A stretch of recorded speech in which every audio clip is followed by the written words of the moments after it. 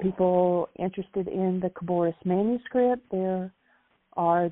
if you click on Khabouris Manuscript, you can go to the Enlightenment, you can see the history of the Khabouris, there's pictures, there's every page of the Khabouris, and an introduction to it. There's all kinds of information there about that manuscript, and it was found on the Khabur River, and that's what the translation has been, what has been done out of the Khabouris, and that's the text that we use. So Michael has now joined us, so I'll welcome Michael. Thank you, dear heart, and I just caught the tail end. I had trouble dialing in today, so I just caught the tail end of the discussion about the Khabouris. There's some questions about it.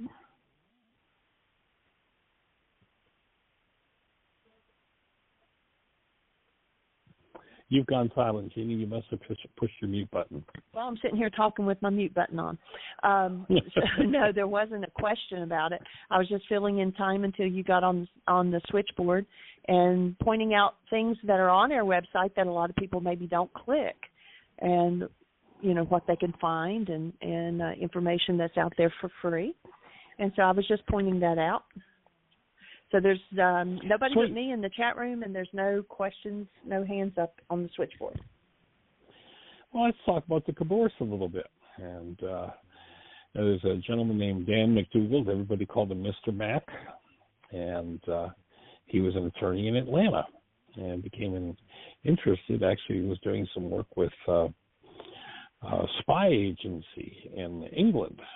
And the British intelligence suggested it was a thing. As an attorney, for him, it was there was a deep interest in how people can lie and really appear to believe their lies are true, and then do behaviors that go flat in the face of everything they committed to and everything that they say, but doing the exact opposite, much as we're seeing, a whole lot of that happening in the political process today. So that's what got Dan interested in. British intelligence said, well, if you're going to resolve this problem, here's the place to test it, and if you can resolve it here, then you'll resolve it in the world. And so he started to work with the first century Aramaic language in resolving conflicts with truth with prisoners, and that was Dan's interest. And they were working actually initially with a 7th century text based in the Aramaic language, and that text was incomplete. It was called the Yonan Codex.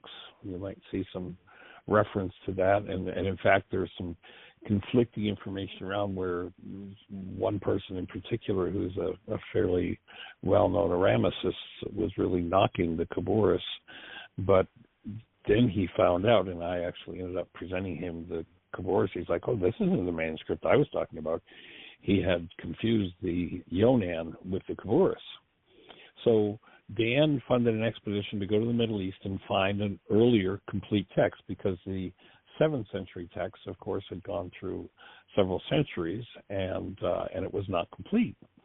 So he found a complete Eastern canon of the New Testament in a monastery on the Khabur River in Turkey. If you go to whyagain.org, our website, Ginny was talking about that, you can click on the Khabouris manuscript and you'll see pictures of it. There are actually pictures of every page in the manuscript. It's beautiful. And there's some pictures of when I brought it to Heartland as I was traveling and working with getting high-resolution images made of the manuscript so that we could preserve it and do a deeper level of work in it. So Dan worked with that, and Dan and I met and discovered our mutual interest in the Aramaic language, in particular the Aramaic teachings of Yeshua. And we discovered that we had been traveling parallel roads. I had a thing called Lessons in Living. Actually, it's still being taught down in a school where I started it 35 years ago in South Florida, in Delray Beach at the Unity Center there.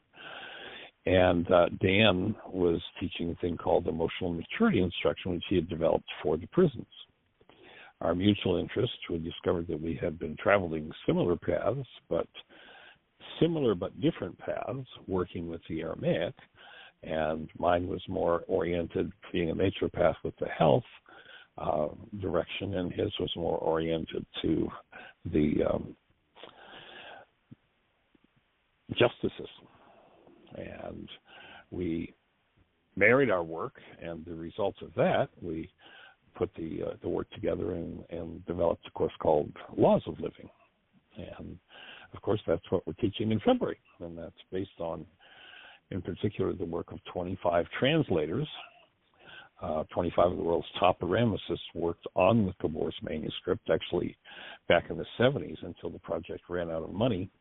The manuscript itself was put on the shelf at that point, and when I became involved, that's when we took it down off the shelf. We're looking to get high-resolution images made so that the text could be preserved.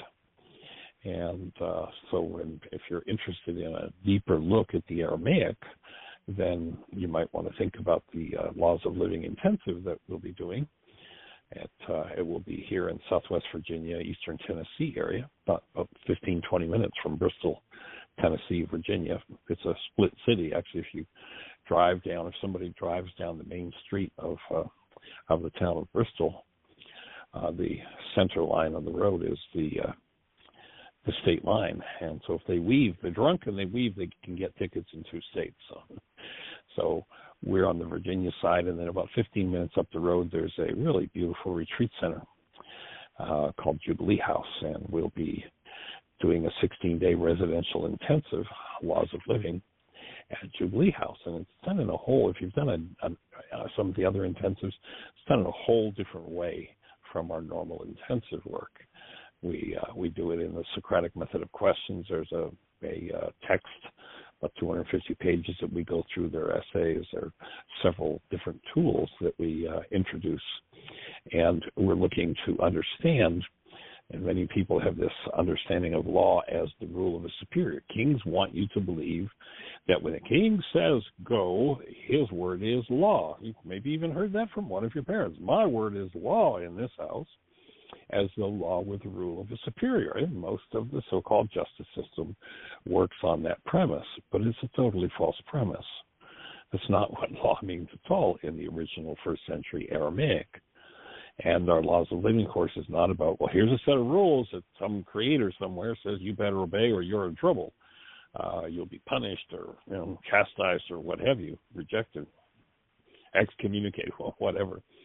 But rather, the word law represents an understanding of the energy system in which we live, move, and have our being, our relationship with those energy forces, and how they work. An example of that would be the law of gravity. The law of gravity operates whether you like it or not. It's independent of any rule maker. It's just the way the gravity system works. If you fly an airplane, you don't violate the law of gravity. Well, of course, you have to violate the law of gravity, Michael, to take a machine that's heavier than air and make it fly. Well, no, actually you don't. You create forces called propulsion that are stronger than the forces created by the law of gravity, and your airplane flies. If you violate the way it works for 1 second in that airplane crashes. If you violate the way the energy field works in relationship to health for 1 second, then health begins to crash.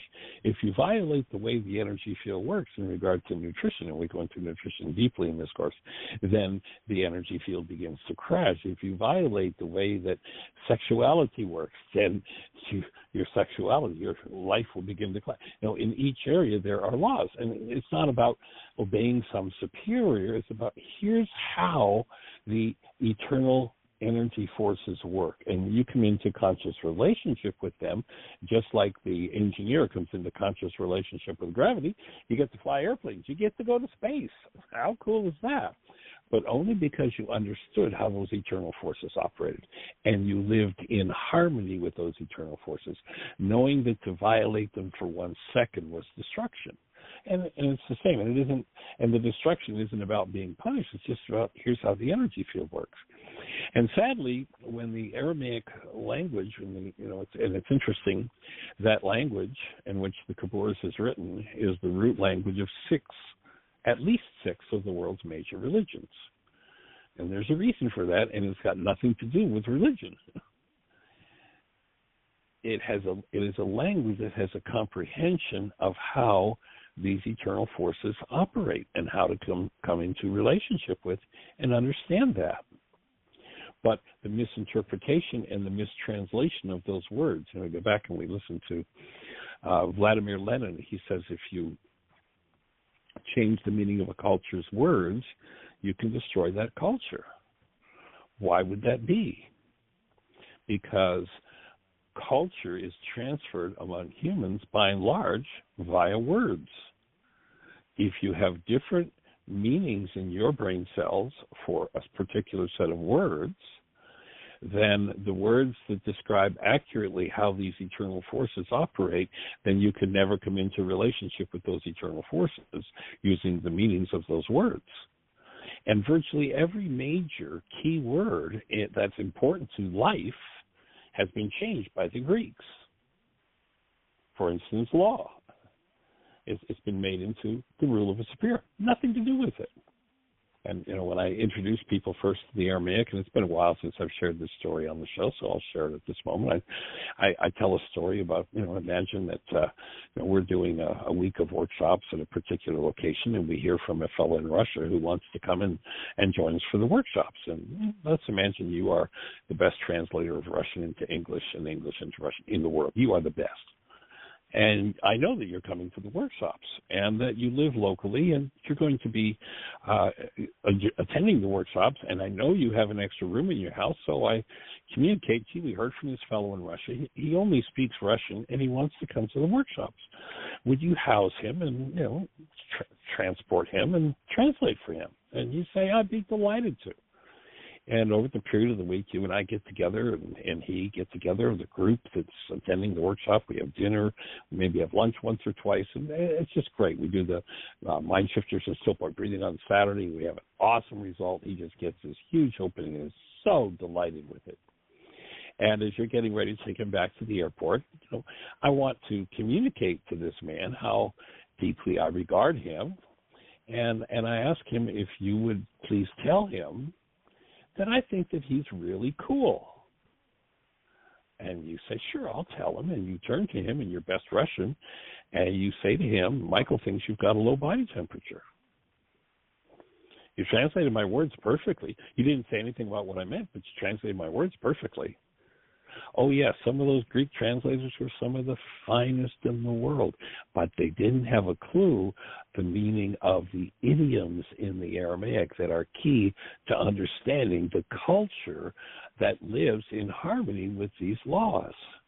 That is, lives in harmony with the way this energy system works, mentally, physically, emotionally, sexually, relationship, financial, every arena. There are laws for how the system works. Violate the laws, you're in trouble. There's difficulty. Not because a superior said, look at this, you broke my rules. No.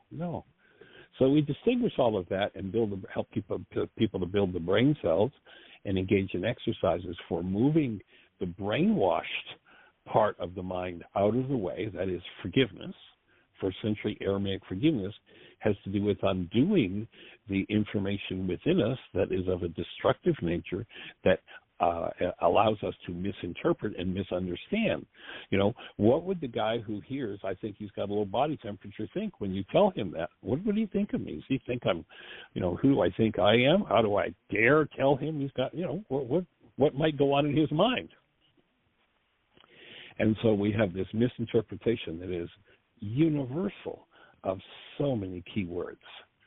And so Laws of Living is about straightening out those definitions and providing tools for cleaning up the mind and getting back into harmony with living as truly as a human being. If you go back to Yeshua, you'll notice, most of the churches have this really important dogma, and I think we're at about 32,000 sects of Christianity, each with a different dogma. Here's what I believe it meant. This is the dogma in order to be part of our church that you have to believe.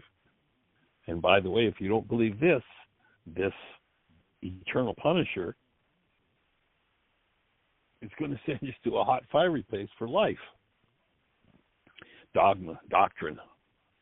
You'll notice that Yeshua had a different purpose. What did Yeshua say? He said, I come to bring you life, and life more abundant. This was not to teach you some kind of religious doctrine or dogma. His purpose was to bring you an understanding through words and tools how to live as a human being. And what is a human being? And this is our whole purpose of Laws of Living. It's the purpose of everything we do. Pardon me. What is a human being? Well, that definition has been so distorted that it includes all kinds of crazy things, but I would offer that most of what the world believes about human beings, when people are frail and faulty and do something simple, they say, well, after all, I'm only human. Well, that's all falsehood. That's all based in the same kind of misunderstanding of you've got a low body temperature. Hold a newborn child and you get to experience what human life is. When you hold that newborn child, notice that the newborn is not loving you. This is another word that's been mistranslated. We're told, oh, you're supposed to love your neighbor. Yeshua never said that. Hold the newborn. Is the newborn loving you, or is the newborn love? No question about it. The newborn is love. Yeshua said, I come to bring you that life and life more abundantly. You'll notice the repeated references to love, and the Greeks translated into, and how many crazy different things do we have about love in this culture? Love is sexual athletics. Love is put your head on the chopping block so I can cut it off and abuse you, and you can say, oh, look, I sacrificed for you. All kinds of insane definitions of love. When the truth is, love is the essence of human life. It is a state of being. It is what we are. And Yeshua, we could restate his words about the purpose of his life and his work. And he said, I come to bring you the experience of living as love and bring that experience more abundantly. In other words, filling every gap in every moment of your life. And that's how human life works. When they, you hear them, the disciples saying, well, you're telling us all this stuff. What's most important in all this stuff you're teaching us? What's number one? Did he say love your neighbor? No. The Greeks tell us he said love your neighbor. And the Greeks went off in a direction. And now, in the name of loving our neighbors, what do we have? Religious wars, left, right, center, up, down, rejection, murder, mayhem. What he said was not love your neighbor, love the Creator as yourself. In Aramaic, first century language, properly translated, he said maintain rachma, which is a filter in the frontal lobes of the brain. The Greeks mistranslated that as love, the same way as our translator who told our Russian friend he has a low body temperature, as he translated my words, I think you're really cool, meaning I think you're the cat's meow, you're awesome, you're wonderful. But now it's become a low body temperature kind of thing. It's just totally distorted. And so what Yeshua said is maintain this condition of rachma, which in Aramaic is a gateway in the frontal lobes of the brain that is the entryway for human life into human form, and keeps the human mind on track with its true nature, which is love. If hostility or fear rears its head and you do behaviors based in hostility or fear, you have violated the laws for living a human life. Now, that doesn't mean that some superior is peeved at you because you didn't do what you were told to do. It just means that you've stepped out of harmony with that which causes a human life to go forward and be maintained. And if you do that, you can't have life more abundantly. So Grady made the point. I think it was Grady made the point on yesterday's show about just how this work is so imminent. It's here. It's not about some afterlife. It's not about some esoteric something. It's the truth of how we live today in relationship with each other as human beings, and stop the lie that when we're in hostility and fear and puking on somebody else, when we're being pissy with somebody else, that it's their fault and they deserved it.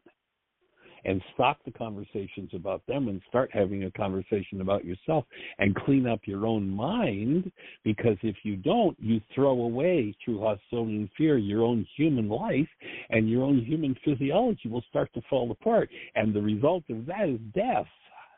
What was that statement? The wages of sin is death. Now, what did the Greeks translate that one as? Oh, if you do something that this superior doesn't like, then you are going to die. The Creator's going to get you. As opposed to the imminent understanding, the understanding that makes it imminent in life, that if I engage in energies that are off the mark, the word sin in Aramaic is an archery term, and it simply means you missed the bullseye. So if I engage in energy that's off the mark, the result is, if I continue to do that, I will die, because I put disintegrative energies into my tissue structure each time I quote unquote sin, each time I engage in hate and fear and rage and guilt and grief and gossip and slander and vengeance and abuse of my neighbor or myself or my spouse or my children or my parents. Instead of maintaining Rahma and understanding the imminent domain of the law. When I keep this gateway open, I stay in touch with, I live in relationship with the truth of who I am. I live as love, as I am. And when hostility or fear comes up in me, I recognize that it's a generational pattern that tends to run my life. In fact, it's mostly a power person dynamic that runs my life. Then I apply forgiveness, nothing letting somebody else off the hook for what me, or because I'm in violation of the energy that I live, move, and have my being in. But as I remove the energy that violates, then healing occurs, and a whole different game starts to happen. And so that's what we're here to understand in the Khabouris, from the Khabouris and from the first century teachings of the man named Yeshua. So I hope that gives you a picture of a little bit about the manuscript and what the core of it's about. And our objective, of course, with this work is to enter into the practice of functioning as the conscious, active presence of love 24 hours a day, 7 days a week, 365 days a year, and to be able to hold that space for each other whenever any of us has fallen out of harmony. And, of course, you go back and, the Greeks will beat you up over this one and say, well, we've all fallen short. Yeah, we've all fallen out of harmony with how the energy system works. Does that mean somebody deserves to be condemned? No. But rather that we're in the space of holding to active love to assist in the support and the repair of whatever's going on in the energy system that might be off base. And so, the whole objective of an intensive, we've had, several people from last summer's intensives calling into the show on occasion, and the support that's there and developing for each other as those layers that perhaps, haven't been looked at in 100 generations in any of our bloodlines. As each individual says, okay, wow, I start to look back. Jeannie and I went to the movies last night and saw the film Judy, on her name. Garland. Judy Garland. Awesome film. Both of us ended up in tears toward the end of it to watch how this young girl from Michigan somewhere was discovered, and how the movie studios executives basically manipulated her into becoming a child star. She starred in, true story, she starred in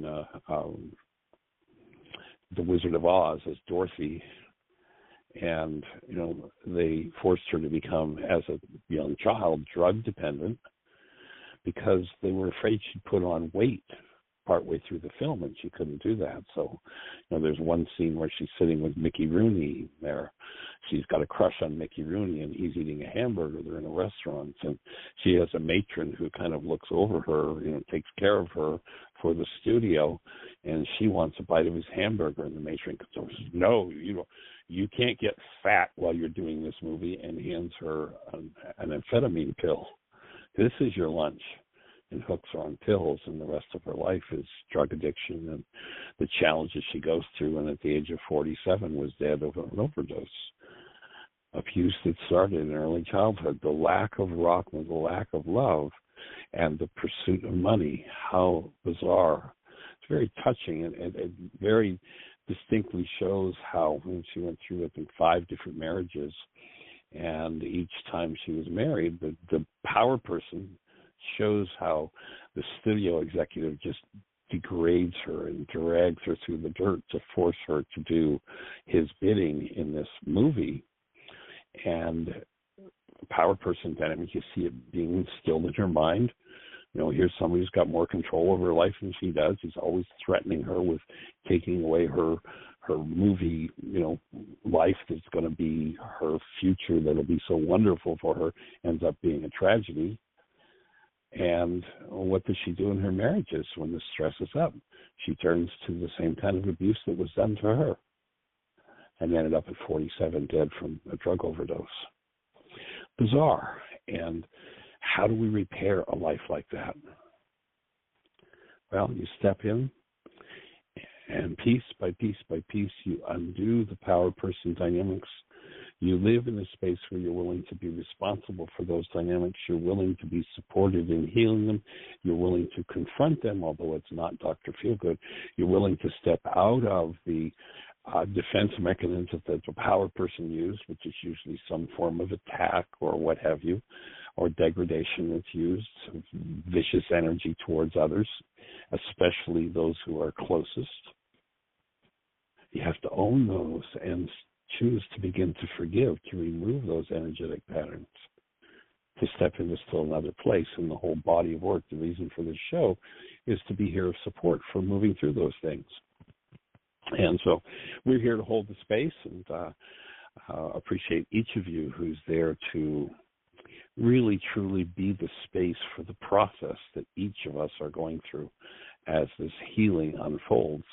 And speaking of healing, I got a call from a friend of mine last night, and he was sharing that he just had a diagnosis from his medical doctor that left him in a pretty traumatic place. His name's Steve, and I'll just ask everybody to just tap into Steve's energy, and everyone here participating in intensives such as developing intuition, so we can stand in that space of active present love and just see Steve's chest and lungs being irradiated with the active presence of love, that whatever anomalies are going on in tissue, and they don't have it down to an exact diagnosis. They've given him 2 or 3 scary things that might be going on. And he's a deep friend of this work, has done this work for several decades. Used to be a participant in our workshops in Florida way back in the early days of developing this work. So, Steve, we cherish you, we honor you, we hold the space for you. And especially for, if there's any kind of mental, emotional component involved with what's happening in your physiology, we hold that can be forgiven, be removed, and totally reorganize your energy system to a state of awesome, perfect, vital health. Steve's just this awesome man that's been around in my world for the last 30, almost 40 years. And so we care for him deeply, and Steve, we hold the space for your healing. And anyone else that's facing financial, relationship, emotional, physical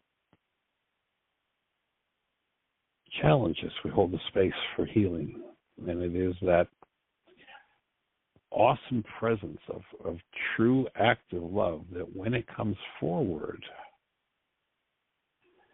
enters into the space of physiology where distortions have occurred, or into emotions where distortions have occurred, or into the mind where distortions have occurred, and reorganizes that structure into health and wholeness.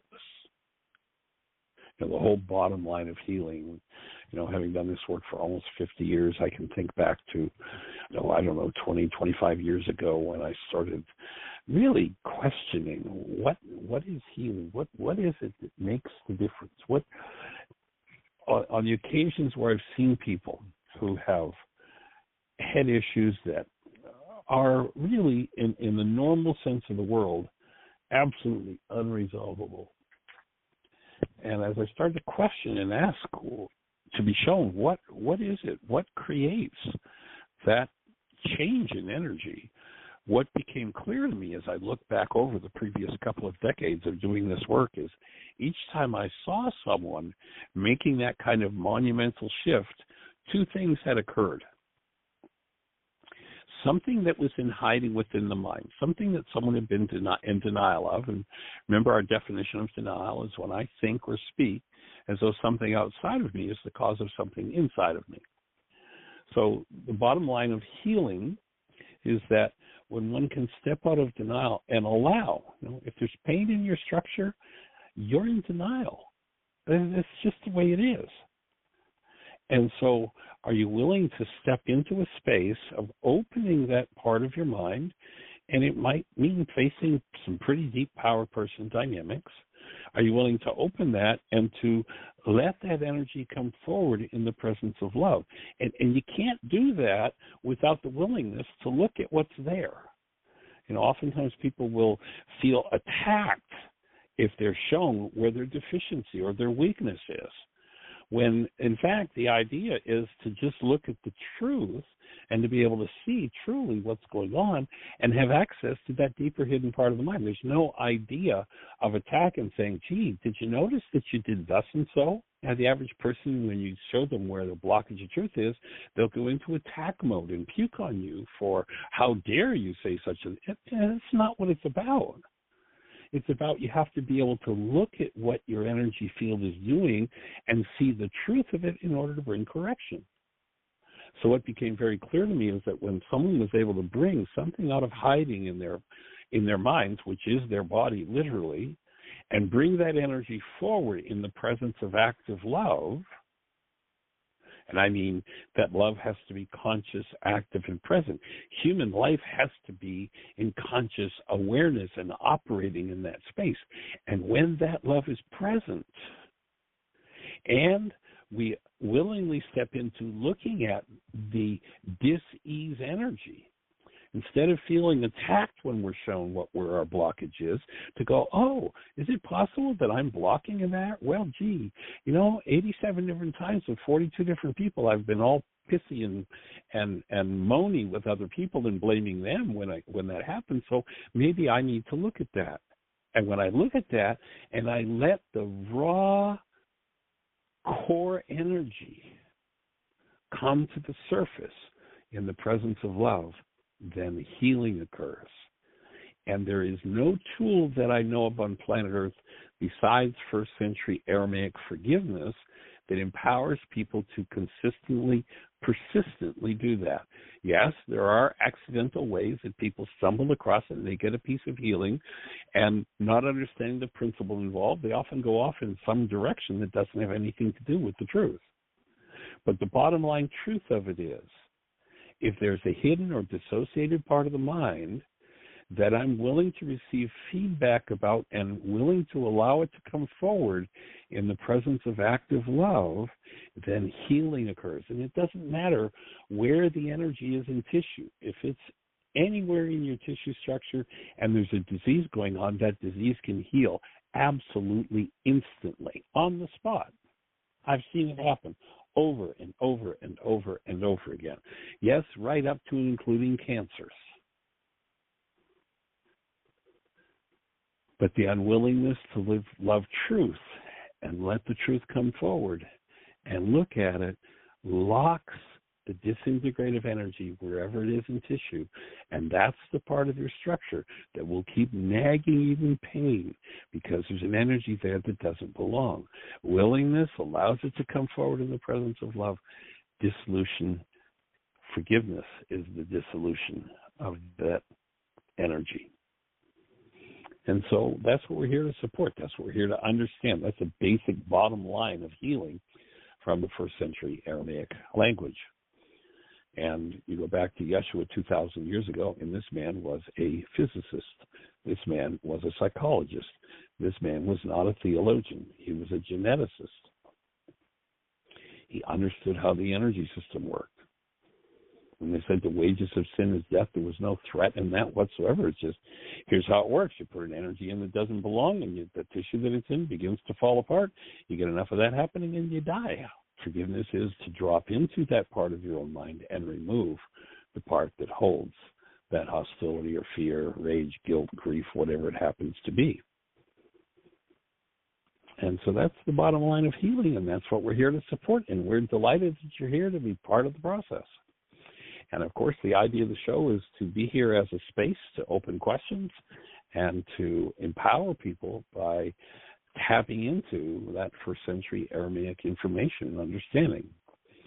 And, not many people are going to spend, for me, the Aramaic specifically, I started working with that about 40 years ago. I was engaged in this work for approximately 10 years before that.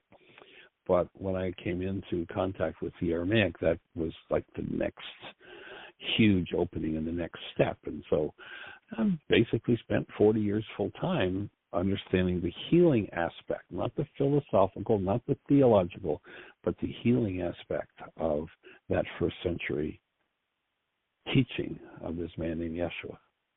And we're here to support you. You're probably not going to spend 40 years of your life full-time putting that all together. And so we're here to offer the best answers that we've got and support the process. And in this work, we define processing as the ability to keep love conscious, active, and present when something less than love comes up, to allow that which is less than love to come forward, and to stop the focus on everybody else as the problem in your life and start to own that here I am. I'm the one in pain. I have a thought disorder. And when I bring that thought disorder, when I stop, defending and I bring that thought disorder forward in the presence of active love, it dissolves and I am healed. It's just the way it goes. That's the healing core and the healing power of this man that was called the Great Physician. So this work, as opposed to being about treatment, and, treatment can be wonderful. No question about it. There have been some wonderful treatments that have been discovered for symptoms. But in the last analysis, treatment isn't healing. I think any medical professional that offers treatment without offering healing at the same time, without having educated themselves as healers and offering support for healing to people, I think that's criminal. To hold oneself out as a healer, as one who heals others, and offers treatment only, but no deeper insight into the dynamics of what are going on within the structure of the individual and cleaning that up.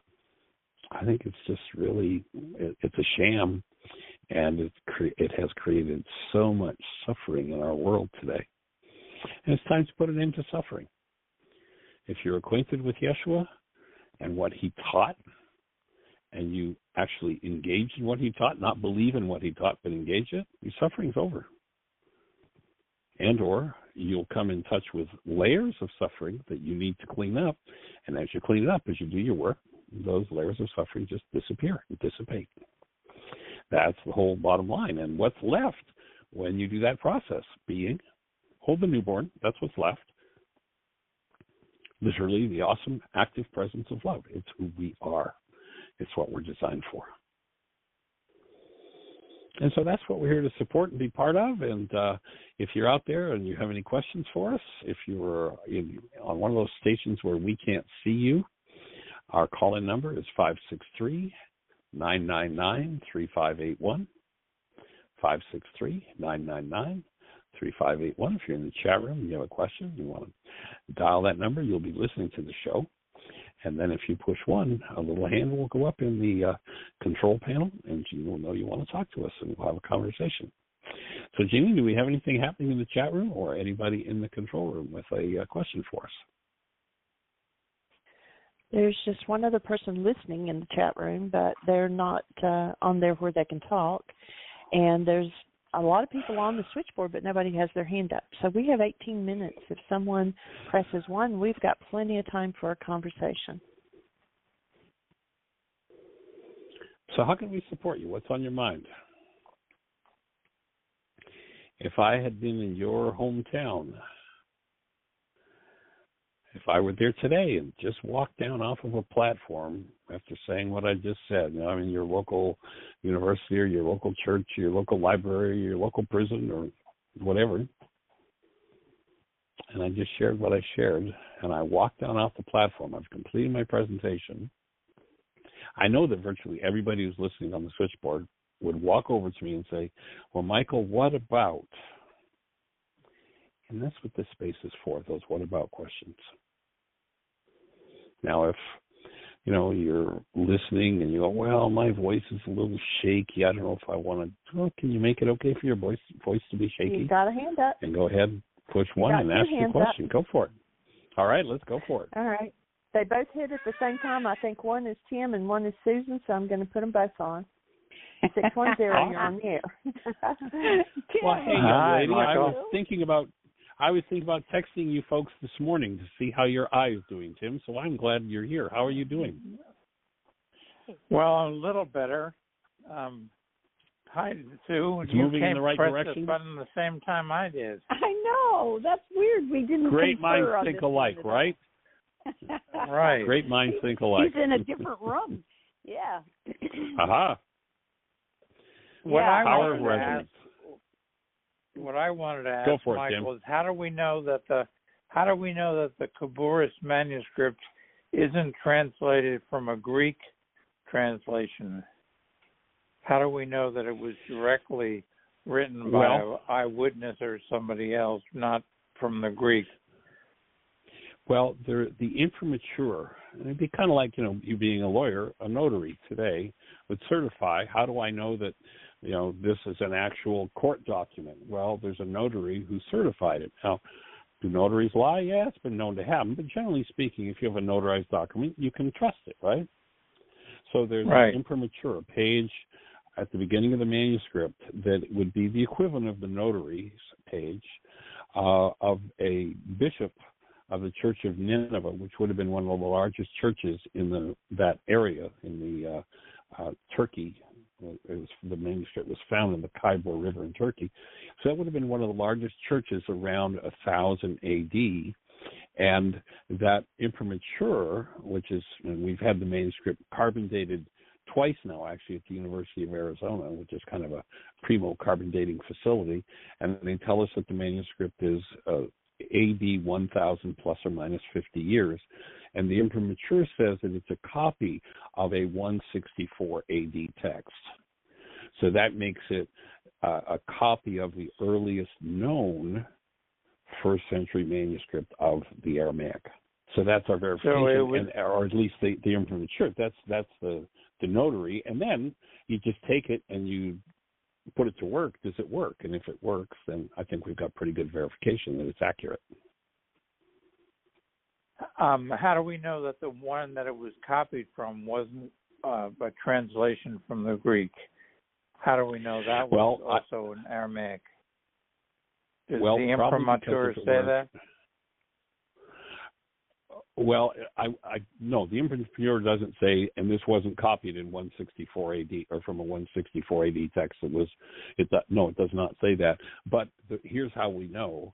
We look at the Greek translations that are so silly and off the wall and ridiculous that are not in the Khabouris manuscript. So let's say, for instance, let's go to let me get my brain to some of the mistranslations the Greek put into it. Well, let's take this one of love your neighbor. The Greeks say love your neighbor. The Khabouris manuscript doesn't say love your neighbor. It says have rachma for your neighbor. And Roth means this filter in the frontal lobes of the brain has nothing to do. So there are several places where the Greek mistranslations simply don't appear. And that would be our next step in verifying, is this a copy of a Greek text? And no, it's not. Okay. Yes, I know there are people out there saying, oh, yes, the Peshitta was just a copy of the Greek. But the mistakes that don't appear, for me, come to a standard. And it's interesting, Dan McDougall that I spoke about earlier was an attorney. And in doing the translation work, he directed the translation with these 25 translators. And he used the rules of evidence as developed for a courtroom to determine what gets into the translation as to whether or not it's accurate. And the mistranslations that the Greeks put in there just don't exist in the Khabouris. Okay, that makes sense. What did you want to ask, Sue? Oh, I like this question that you asked, Tim. That's been on my mind too, but I just didn't think it was answerable, so I appreciate your answer, Michael. Tim's sister has been a sort of an experiential Aramaic scholar for years. In fact, she went to one of your early workshops. Her name is now Rahmaneh Myers. She calls herself Rahmaneh, but she might have been Claudia. Obviously Claudia from the Aramaic. Yeah, right. Well, I've been Sweet. talking well, to tell her her I about said hello. This. I will. She gets pretty hot under the collar about this whole thing. She says a great deal of precious material was suppressed because of institutional preferences and patriarchal mind stuff. And she said George Lamsa. She's right. And, you didn't want to say it, but she just said, for me, I don't concern myself with the scholarly picking apart of this and that. What I do is just what you do, Michael. I apply it. And if it fits and helps me grow and helps me heal, this is what I'll use. And it's the Aramaic every time. And yet it's very interesting. I've had talks with my daughter, who's a traditional Episcopal priest, and she says, no, the Koine Greek was the first, because Aramaic was not a written language, but it had the same alphabet as Hebrew, so it makes me think, why then was it not written? If there was a written alphabet, it must have been written. If there was an alphabet. Yeah. Well, so, and, you can go back, even in the Greek translations, there's one particular place where the final words on the cross that Yeshua speaks, and what the Greek translators say in that passage is, and we've left this in the original Aramaic. Aramaic was a written language. There's just no question and no doubt whatsoever. Yeah. But, the Greek scholars in their ivory towers, and, just take a look around the country at how many Greek scholars sit in their ivory towers making their, $80, $100, $200, $500,000 a year, whatever they're doing from their scholarship. What happens to that whole system if one day they all wake up and say, something? It wasn't Greek to start with, it was Aramaic. And therefore, I know nothing, and I have to start over. And now my whole financial structure collapses. How much blockage of truth do you suppose that induces into the conversation? Oh, of course. So it's just, of course. It's like, it's silly. But, and you mentioned Lamsa and Rahmaneh's conversation about Lamsa. He worked at Unity Village at the time when he was doing his translation work. And this was the point where, the good Christian folks were literally threatening to string him up, to kill him. Oh, my God. And I understand that he said that in his translation, he made approximately 1,600 changes out of what he said should have been 10,000. In translating and bringing it back to accuracy from the Greek to the Aramaic. And he made those changes because the others, he was afraid they would literally kill him. Oh, my God. There's quite a bit of viciousness and violence in the mind of the so-called theologian that is challenged with, here's what the man said in Aramaic, and then here's what the Greek translations are. Yeshua did not think in Greek. He did not speak in Greek. And, as my simple example of, you've got a low body temperature. I mean, just take something as simple as that and multiply that by 1,000 instances where the Aramaic is it's a small language. There aren't a lot of words in Aramaic. And so there are multiple meanings, and there are deeply meaningful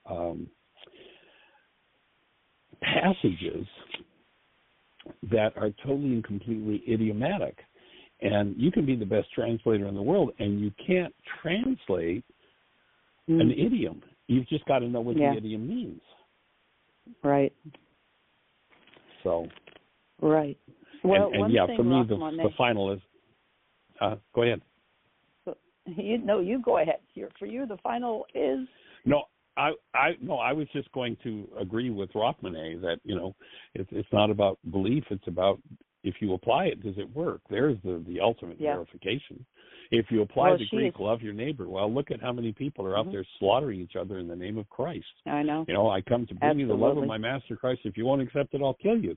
Excuse me, something's wrong with that translation. I know it. Something's off the wall. It's so disturbing. Oh, yeah. Well, something one thing she did say. Really?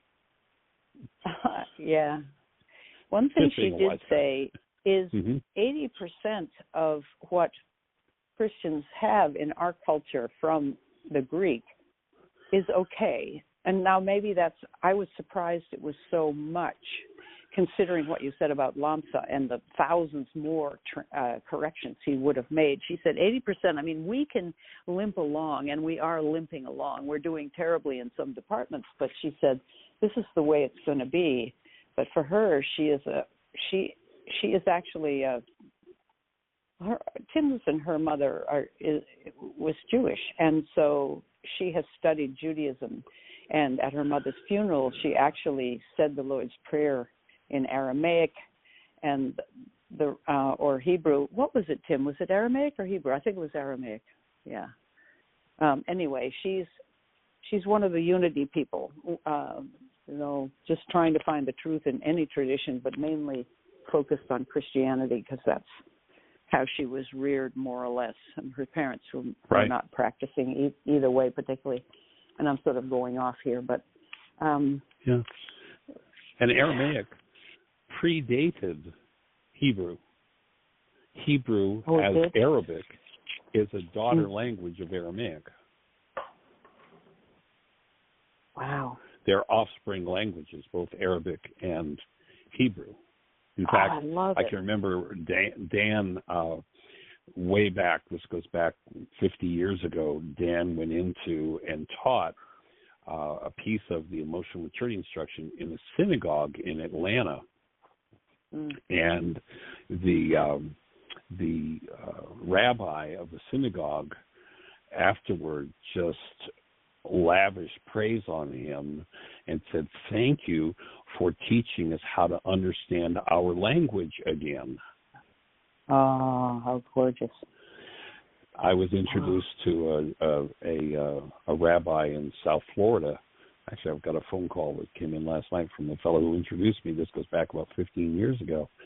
And, he was sharing, he's a congregant of this rabbi, this gentleman who introduced us, and he shared this is just so on target with what we are working with. And he introduced us, and when I met him and said, well, our work goes back and we're working with the Aramaic. I mean, this guy's about 6'6".